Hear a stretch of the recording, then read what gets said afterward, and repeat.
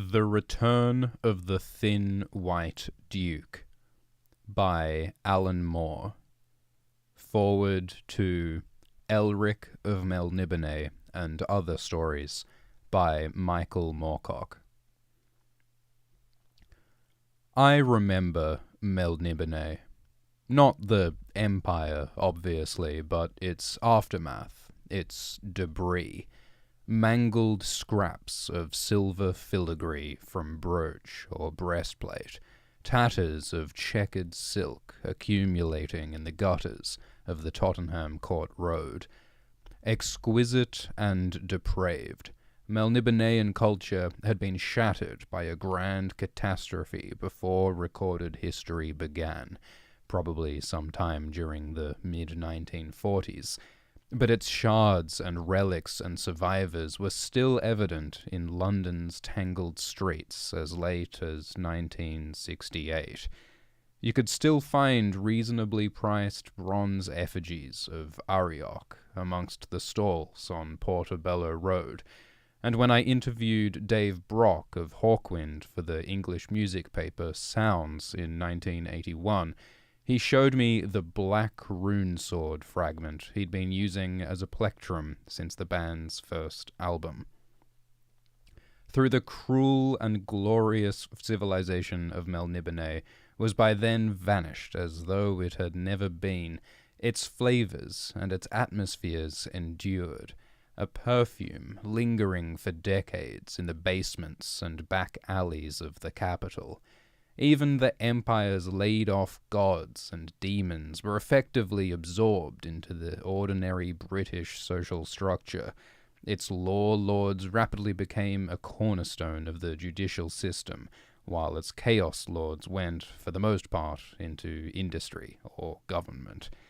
Former Melnibonéan Lord of Chaos Sir Giles Pierre, for instance, currently occupies a seat at the Department of Trade and Industry, while his company, Pierre Holdings, has recently been awarded major contracts as part of the ongoing reconstruction of Iraq.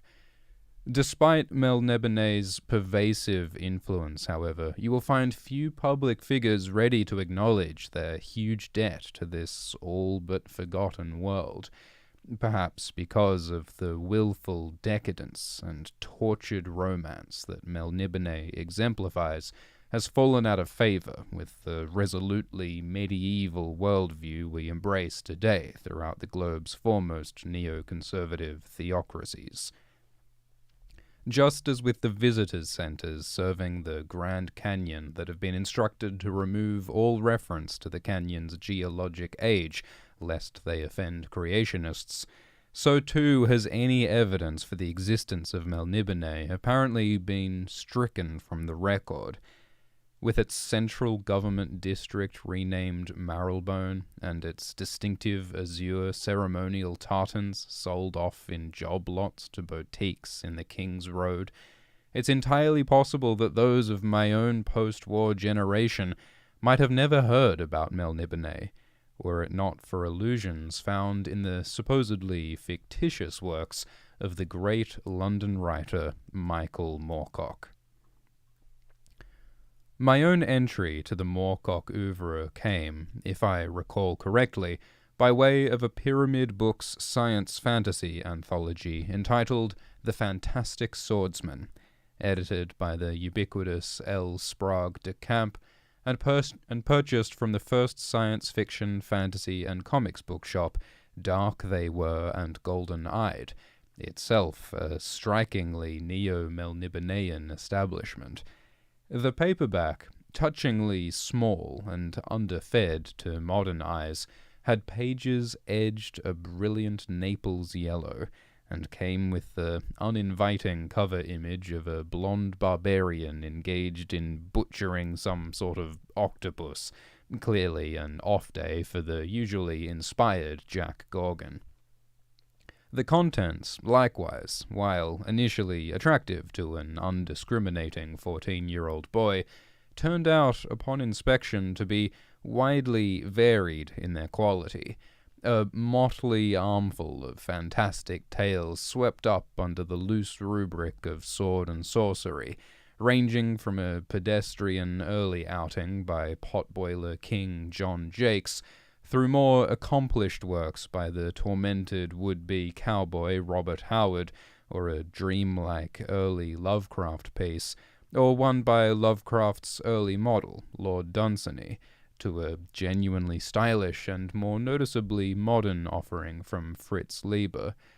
Every story had a map appended to it, showing the geographies of the distinct imaginary worlds in which the various narratives were set, and all in all it was a decent and commendable collection for its genre, for its time.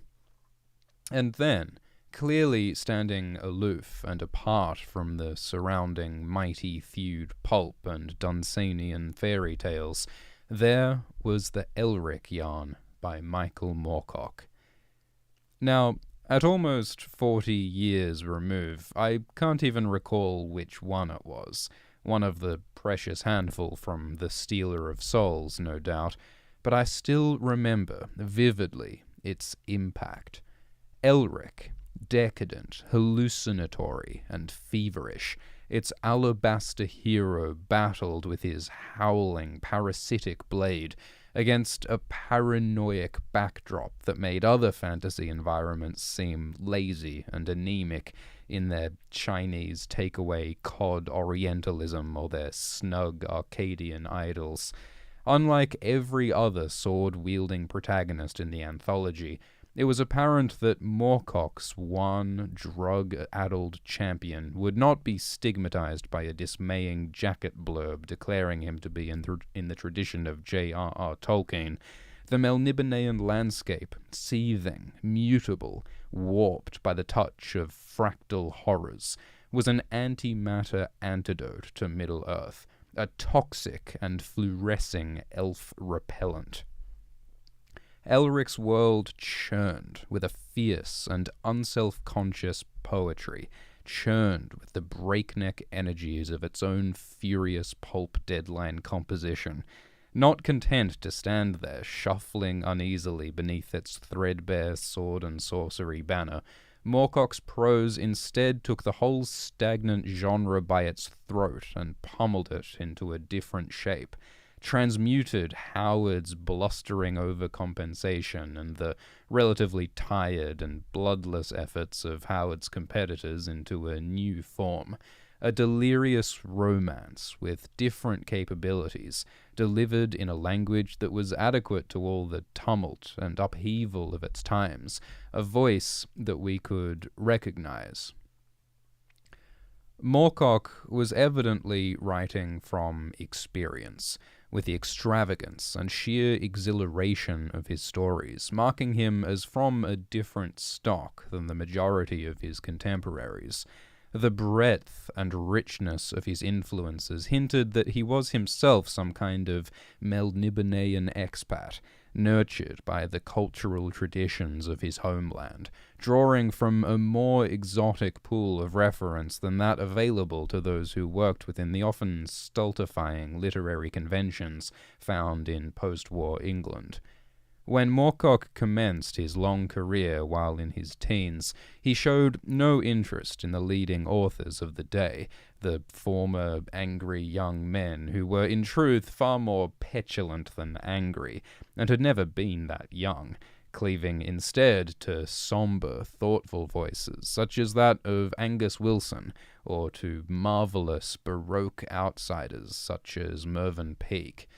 After solid apprentice work on his conventional blade-swinging hero Sojan in the weekly Tarzan comic book, or in the Sexton Blake adventures that he penned alongside notables such as the wonderful Jack Trevor story, and, as rumour has it, even Irish genius Flann O'Brien, Moorcock emerged as a formidable rare beast with an extensive reach, as capable of championing the then unpublished Naked Lunch by Burroughs, W.S., as he was of appreciating the wild colour and invention that was to be found in Burroughs' E.R. Whether by virtue of his possibly Melnibonéan heritage or by some other means, Moorcock was consummately hip and brought the sensibilities of a progressive and much wider world of art and literature into a field that was, despite the unrestrained imagination promised by its sales pitch, for most part both conservative and inward-looking. Growing out of a mid-1950s correspondence between the young writer and his long-serving artist confederate James Cawthorne, the first Elric stories were an aromatic broth of Abraham Merritt and Jack Kerouac, of Bertolt Brecht and Anthony Skeen's Monsieur Zenith, the albino drug-dependent foe of Sexton Blake, who turned out to have more charisma than his shrewd detective adversary, with the series finally seeing daylight in Carnell's science fantasy in 1961.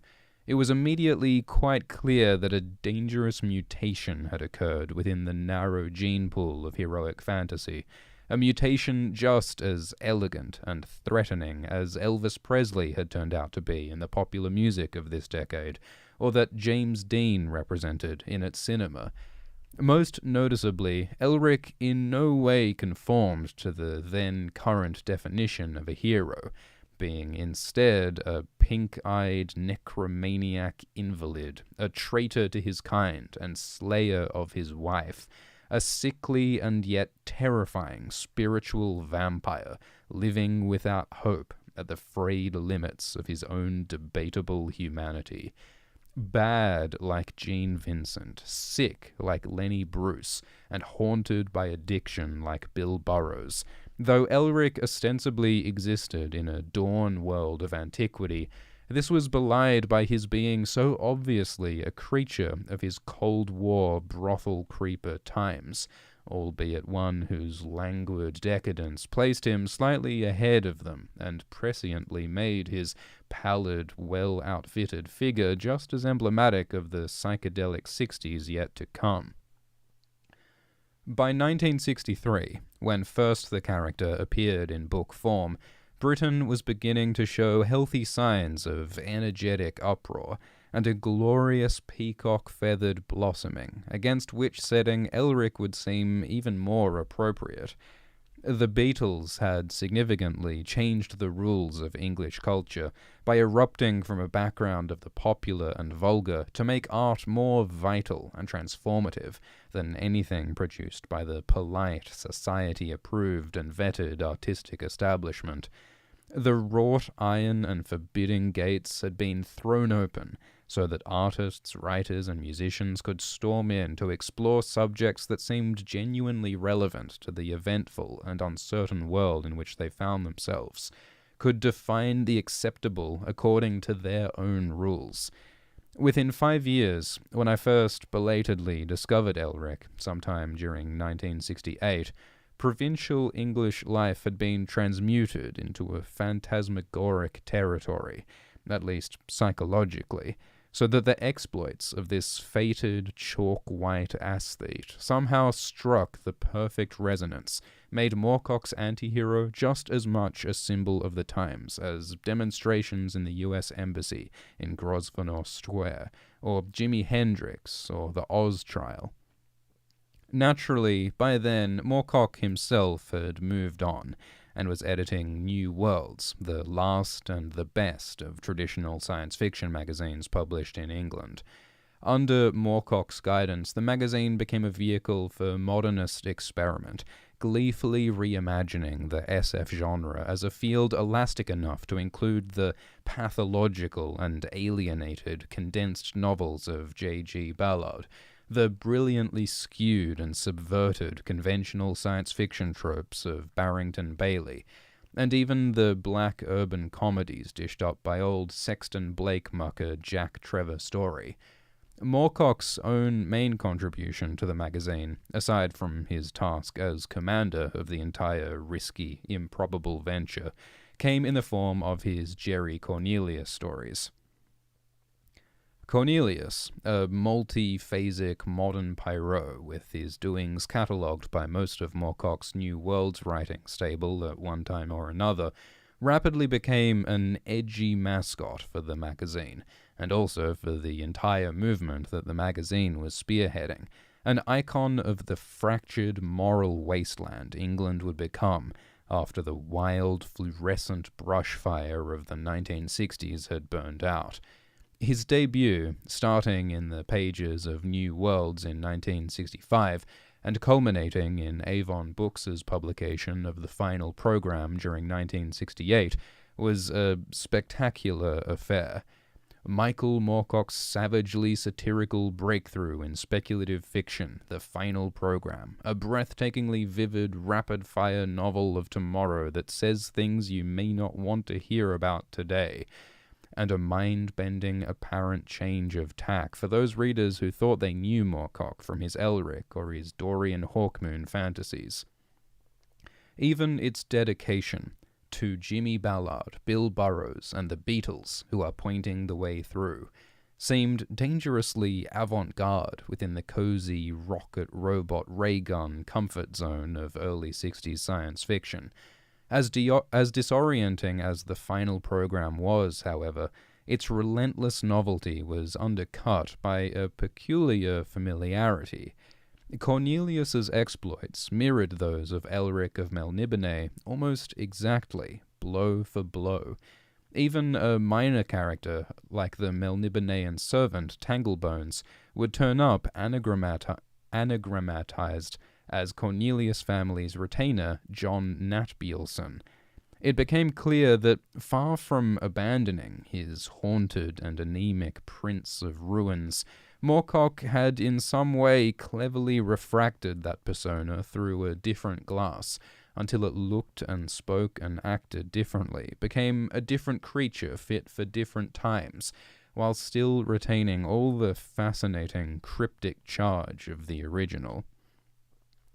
As Moorcock's work evolved into progressively more radical and startling forms over the coming decades, this process of refracting light and ideas through a prototypical Melnibonéan gemstone would continue. Even in the soaring majesty of Mother London, or the dark symphony of Moorcock's Piat Quartet, it is still possible to hear the music of Tarkesh, the Boiling Sea, or Old Hrolmar. With these later works, and with Moorcock's ascent to literary landmark, it has become fashionable to assert that only in such offerings as the exquisite Vengeance of Rome are we seeing the real Moorcock, that the staggering sweep of glittering fantasy trilogies that preceded these admitted masterpieces are in some way minor works, safely excluded from the author's serious canon. This is to misunderstand, I think, the intertextual and organic whole of Moorcock's writings. All the blood and passion that informs his work has the genetic markers of Melniboné, stamped clearly on each paragraph, each line. No matter where the various strands of Moorcock's sprawling opera ended up, or in what lofty climes, the bloodline started out with Elric. All the narratives have his mysterious, apocalyptic eyes. These tales are among the first rush of that blood, the first pure spurts from what would prove to be a deep and never-ending fountain. Messy, uncontrolled, and beautiful, the stories are the raw heart of Michael Moorcock, the spells that first drew me and all the numerous admirers of his work with whom I am acquainted into Moorcock's luminous and captivating web. Read them, and remember the frenetic, fiery world and times that gave them birth. Read them, and recall the days when all of us were living in Melniboné. Alan Moore, Northampton, 2007.